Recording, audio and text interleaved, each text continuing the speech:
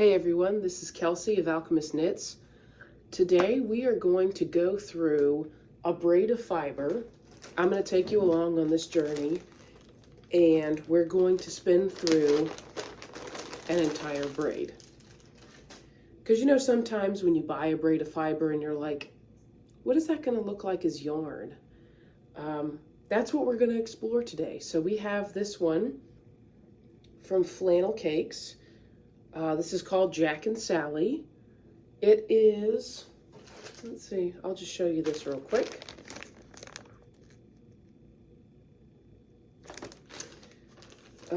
So it's Polworth and viscose, 4 ounces. And there's gray, pinky purple, blues and greens. And we're gonna spin this as a 3-ply fractal, as suggested to me by someone in the comments, who hopefully knows more about spinning braids than I do. So we're gonna go, this is the way we go.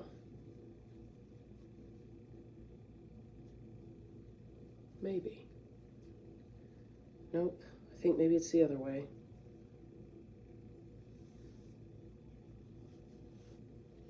How is this braided up? This doesn't seem correct either way. I know it's just supposed to kind of come undone, and I feel like it's supposed to be from this angle.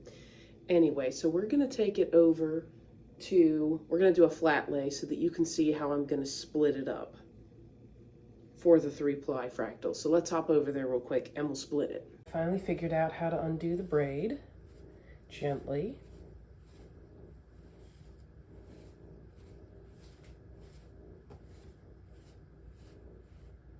So let's see what we're working with here. Let's start with this. Okay, so it goes from purple gray to pink gray to blue and gray to neon green and gray.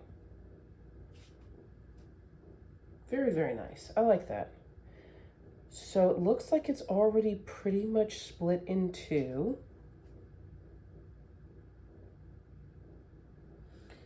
Which is gonna be a bit tricky for a 3-ply because yeah, that is already well split. So fortunately, this is gonna be easy to keep straight because of how the colors work. Whoop. Okay, so we have 2 very even splits.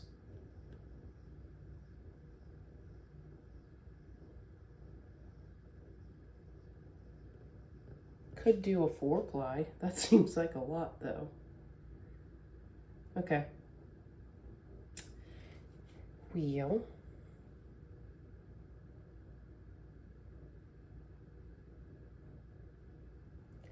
All right, so let's figure out what we're gonna do with this. Maybe we do split it into a 4-ply.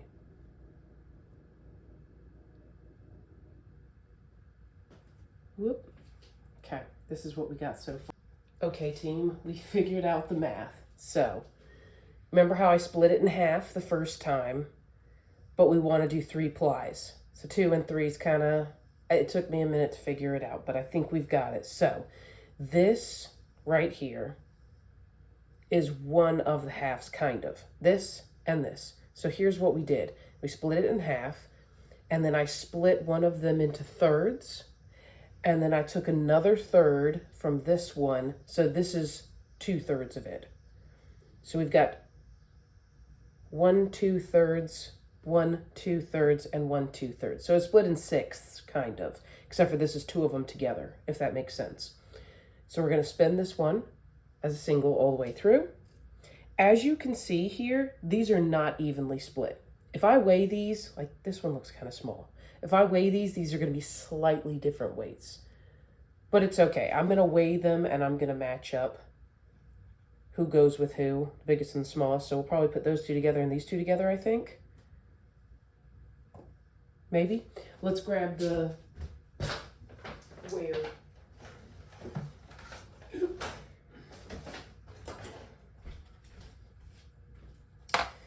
Let's see what we got here. Can you see the numbers on there? You sure can. Okay, so let's go with grams. This is fun. Okay, so we've got 15, 21, 26, and 17. So what was this one again? 15 and 17. So we're going to do these two together and the two middle ones together. Simple as. Okay. So now that we have those, oh man, wrong button. Let's get this out of the way. So we've got the one here, we've got these two here, and we're gonna leave. Okay, let's see who has the most. I think this will split the easiest, probably. So we're gonna leave these two as is, spin them up, and then we're gonna split these. It's gonna be tough. What was it, like 15 and 27? Here's what we might do. I think we're gonna split this one down the middle for sure, because that's easy enough. Whoa. We're getting really tricky here because it's getting smaller and smaller. So start with the green in the middle, because we're starting with the pinky purple. So we want them all to be running the same direction. So there's one.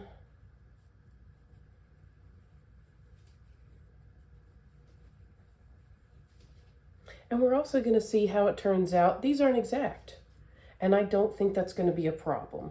I think it's going to make it look a lot more natural-ish if it's not exactly. It's gonna be more organic, I think. But that's part of what we're finding out. This is the fun of not being a professional when it comes to braids, is you don't know what you're doing, and there's freedom in that. This is really small. Trying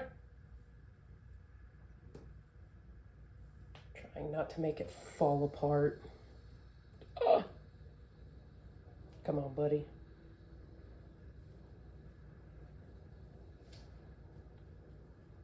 We're getting too much tourist in here. Okay, let's let you go down there for a second. Because you're starting to fluff up too. Ooh. Okay. Let's just, everybody, stay in their lane and be somewhat even. Okay. Stay in there. So we're going to go one big one, two small ones, or two medium ones, I guess, and 4 small ones. And that's going to be our gradient. So I guess that's just how you normally do it with a braid, is you kind of divide them into 6ths if you're doing a 3-ply. So this is what we have. Let's get to spinning. Whoop, look at that. Isn't that beautiful? I was going to wait until I had spun everything up and then hop back on and show you guys the progress. But I had a thought while I was spinning that it could be interesting for y'all to watch. I don't know, do we call this maybe a case study of somebody who spins woolen, spins from bat, spins it long draw, like full woolen 99% of the time, and see how I do with a braid and trying to spin it. I don't know. I don't think it's short forward draw, but so let's just hop into it and we'll do a little bit of spinning and see how we go about doing this. I started off really, really slow just to get the feel for it.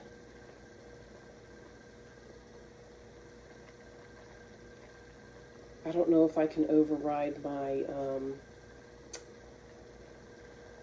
the pulling back motion of the long draw, because I think short forward draw, let's get to it, is just like you hold this still, I think, and you just pull it forward. Is that short forward? Maybe? That feels kind of boring to me, though. And I like the dynamic nature of the rocking back and forth. Maybe it would be easier on my shoulder if I did stay still, but if I'm gonna have fun, I'm gonna have fun, you know what I'm saying? So what would you call this? Is this like a short backwards draw? Maybe? Because I am keeping this, I'm inching along and I'm smoothing as I go. And I turn the speed way down. It's like, I usually go full speed on this thing without, as fast as I can go without the entire thing shaking. And this one I have it cranked down to about half speed. Just to A, get the feel of it, and B, this is a really, really thin yarn. And so, I mean, I can go up to half speed because it does require a lot of twist for how thin it is, but I hope you guys can see what I'm doing.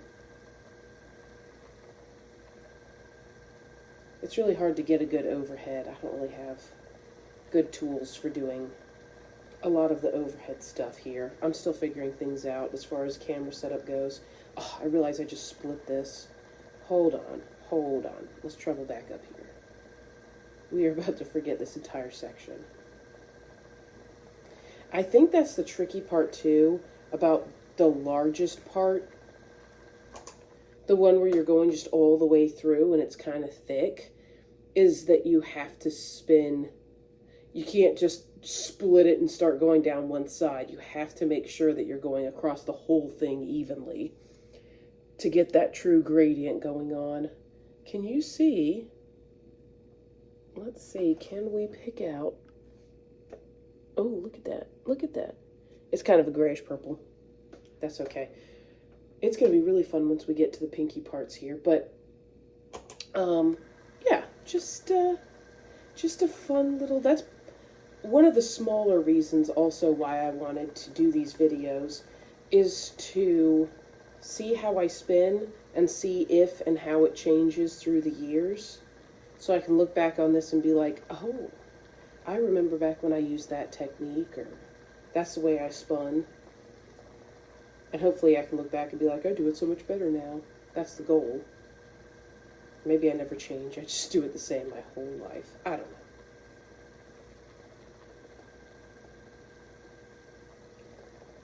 know. Yep, we're trying to keep this as thin as possible because we're doing a full 3-ply. Have I told y'all how much I love 3-plies? Not. Because I do not spin very thin, generally speaking. This one's really thin. I think it's because it's combed. It's a braid. So everything's going the direction that it should, and I'm not doing long draw. But most of my stuff ends up being, depending on the fiber, between a sport and a worsted Aran type thing. I don't get a lot of bulky, and I don't really ever get any fingering. No, well, that's not true. When I use Romney, sometimes I can get a fingering weight. Oh, now we're into the hot pink. And I love this has little, I guess it's viscose, not silk. It's got little viscose blips in it that remind me a lot of Sari silk. It's the same, just little tiny somethings. And they add a little bit of texture and a little bit of bulk to it, but I don't think it's going to affect the finished yarn too much, thickness-wise. This actually isn't as bad as I thought it was going to be. I don't know if it's because I'm talking while I'm doing it, but this is kind of fun. Maybe I should do a plyback test, because I haven't done any of those since I started. I just dove right on in. So let's, oh, this is a little bit, we need to fluff this up a little bit. Okay, so let's see what a 2-ply looks like. That was long, that's fine. Okay. Oh, 2-ply looks good, actually, which makes me a little worried. Are we gonna... Thank you. Okay, how do we do 3-plies? Let me see if I can remember. I know there was something about like you have that, and then you do that, and then maybe you do this. Something like that. Okay, we'll just... 3-ply is hard. Ooh, yeah, this is gonna be probably a worsted. That's really pretty though. I'm fine with that. DK worsted? That'll be solid for a hat. That's what I'm thinking I'm probably going to end up making with this. I can't do socks with this, A, because I'm not spinning nearly thin enough, and B, it's just not a good mix for that. You'd want like a wool nylon blend or a sturdier wool, like Romney. I've made socks with Romney for my husband, and they've been holding up just fine. So yeah, this would make a really, really nice hat. I'm feeling brioche right now.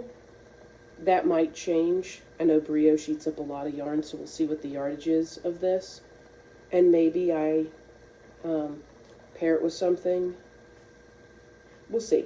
I know Andrea Mowry has a lot of sweaters that are, I have a feeling this is going to turn out like a, oh, what's that yarn called? Oh, it's the one that she likes to use, and it's really, really popular. It looks like a hand spun and fractal type spin. So this will probably end up looking like that type of yarn, and Andrea Mowry uses that yarn a lot. So maybe one of her patterns. I do have the shawl pattern that I'm forgetting the name of, because I didn't expect to be talking about it. This gray is really pretty.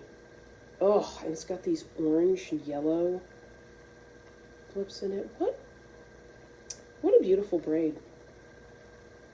I very much appreciate this braid.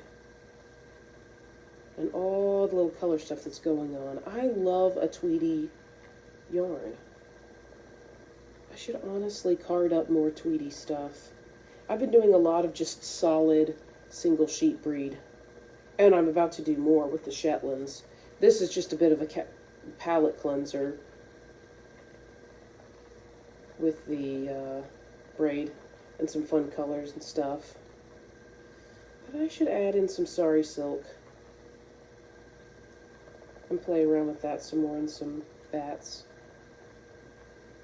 Because I just like the way it looks. Okay. I am going to hop off of here. We're now into the gray section. Oh, and we're about to get back into the pink. I love all of these colors. I cannot wait to get into the blue and the green. That is going to be wild. I can't wait to see how this turns out. Alright, enough nonsense. I will hop back in at some later point and see we'll see where we're at.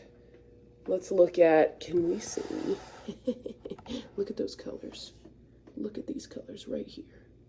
They don't look nearly as intense as they do in real life, but that is a-okay. Look at that Tweedy. Look at it. Okay. I'll see you all in a bit. Okay, they've all been spun up. We've got the first run it all the way through braid here. Then we've got the run it through twice here, and then run it through 4 times here. And I finished spinning them last night, and I generally like to let them sit overnight, so now they've sat and it's the next day. We're gonna spin them all up and see what we get. Look at those colors. All right, we wound them up in cakes because for spinning this, since we did it a worsted style, and you see it's very, very smooth, I wound it up so that the end is in the middle here, and how we started spinning is on the outside here, so that when we ply it, it all runs the same direction as when we spun it. But I also wanted to show you, so this is the one that runs all the way through. One single repeat. Starts with pink, ends with green. This one has 2 repeats. Starts with pink. You can see there's a green here, and then there's a green at the end. This one's got 4, so it's going to have 4 layers of the green in there. So that's what we're looking at. Let's ply it up. It's all spun up. We're done. It's been 3-plied. So it's 3 plies I showed you earlier. We plied them all up, and then we soaked it. It's dry now, so let's take a look.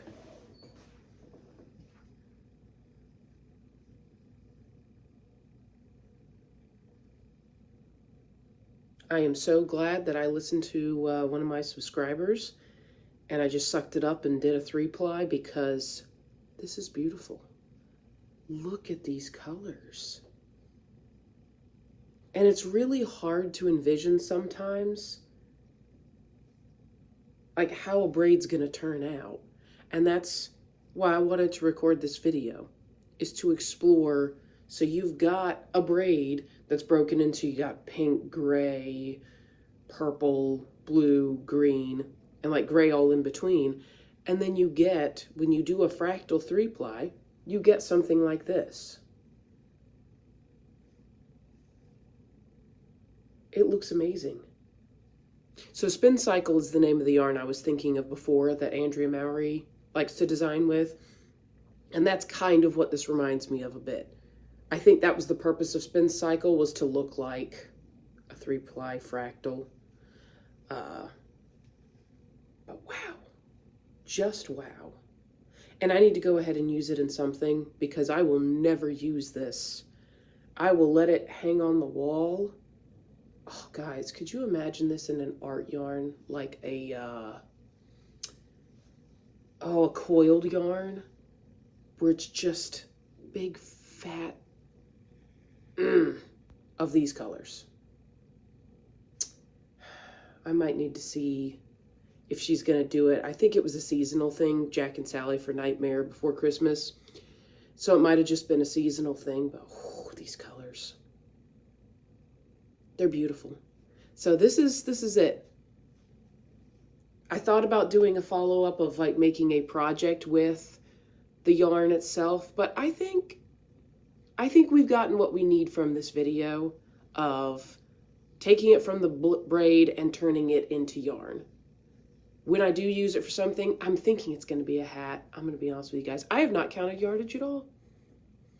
I might put the yardage somewhere on the screen and the weight and all that stuff, like all the finished things. I haven't done any of that. I just wanted to show you guys. Those colors are insane.